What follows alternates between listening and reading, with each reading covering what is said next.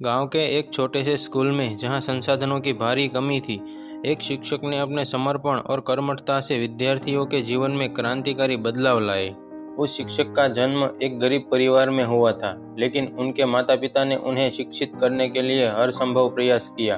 उनके माता पिता हमेशा कहते थे, शिक्षा ही सबसे बड़ी संपत्ति है। इसी मंत्र को लेकर उन्होंने अपना जीवन शिक्षा के प्रसार में समर्पित कर दिया।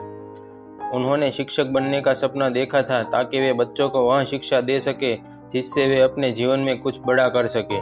वे जानते थे कि गरीब और पिछड़े क्षेत्रों में शिक्षा का अभाव है और वहीं बच्चों को सही दिशा दिखाने की आवश्यकता सबसे अधिक होती है। उन्होंने शिक्षक बनने के बाद एक छोटे से गांव में अपनी सेवा शुरू की, जहां अधिक लोग शिक्षा के महत्व को नहीं समझते थे। जब उन्होंने गांव के स्कूल में पढ़ाना शुरू किया तो उन्हें कई चुनौतियों का सामना करना पड़ा। स्कूल में बुनियादी सुविधाओं का अभाव था, न उचित कक्षाएं, न पर्याप्त शिक्षक और न ही किताबें। बच्चे स्कूल तो आते थे, लेकिन शिक्षा के प्रति उनमें कोई लगाव नहीं था। अधिक बच्चे अपने माता पिता के साथ खेतों में काम करने जाते थे या घरेलू कामों में उलझे रहते थे। उस शिक्षक ने सबसे पहले बच्चों के मन में शिक्षा के प्रति रुचि जगाने का निर्णय लिया।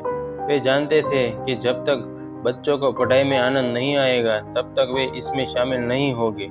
इसलिए उन्होंने खेल और गतिविधियों के माध्यम से पढ़ाई को रोचक बनाना शुरू किया। वे खेल खेल में गणित सिखाते, कहानियों के माध्यम से नैतिक शिक्षा देते और प्रकृति के उदाहरणों से विज्ञान को समझाते। उस शिक्षक का मानना था कि शिक्षा केवल किताबी ज्ञान तक सीमित नहीं होनी चाहिए, बल्कि यह जीवन को सही दिशा देने वाली होनी चाहिए। उन्होंने बच्चों को सामाजिक और नैतिक मूल्यों के साथ साथ आत्मनिर्भरता सिखाने पर जोर दिया। वे बच्चों को जीवन के व्यावहारिक सबक सिखाते थे, जैसे कि कठिन परिस्थितियों में कैसे डटे रहना चाहिए, दूसरों की मदद कैसे करनी चाहिए और अपने लक्ष्य की ओर निरंतर प्रयास कैसे करना चाहिए। धीरे धीरे बच्चों के जीवन में परिवर्तन दिखने लगे। जो बच्चे पहले स्कूल से भागते थे, अब वे स्कूल आने के लिए उत्साहित रहते थे। उन्होंने अपने संसाधनों से स्कूल की सुविधाओं को सुधारने की भी कोशिश की। उन्होंने गांव के लोगों से मिलकर स्कूल के लिए किताबें, पेंसिल और अन्य आवश्यक सामग्री जुटाई। कई बार वे अपने वेतन से भी बच्चों की मदद किया करते थे, ताकि कोई बच्चा शिक्षा से वंचित न रहे। एक दिन गांव के कुछ बड़े बुजुर्गों ने उस शिक्षक से कहा, आपकी मेहनत से हमारे बच्चे अब पढ़ाई में रुचि लेने लगे हैं। आपने इस गांव का भविष्य बदल दिया है। यह सुनकर उस शिक्षक को गहरी संतुष्टि हुई, लेकिन उन्होंने नम्रता से उत्तर दिया, यह बच्चों की मेहनत का परिणाम है, मैं तो सिर्फ उनका मार्गदर्शन कर रहा हूँ। उस शिक्षक का समर्पण केवल शिक्षा तक सीमित नहीं था, वे बच्चों के व्यक्तिगत जीवन में भी मार्गदर्शन करते थे।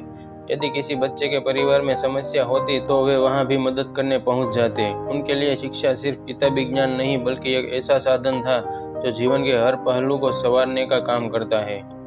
कुछ वर्षों के बाद उस शिक्षक के प्रयासों से उस छोटे गांव का चेहरा बदलने लगा। बच्चे जो पहले खेतों में काम करते थे या अनपढ़ रहते थे, अब शहरों में जाकर उच्च शिक्षा प्राप्त करने लगे।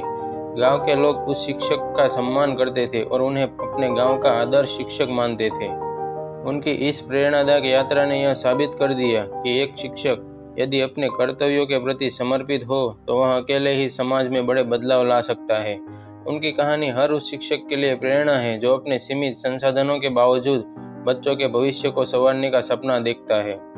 शिक्षक केवल ज्ञान का स्रोत नहीं होते, बल्कि वे समाज को सही दिशा दिखाने वाले पथ प्रदर्शक होते हैं। उन्होंने अपने कार्यों से यह साबित कर दिया कि शिक्षा की असली शक्ति उस शिक्षक के समर्पण में होती है, जो हर बच्चे को उसके सपनों की उड़ान भरने का हौसला देती है।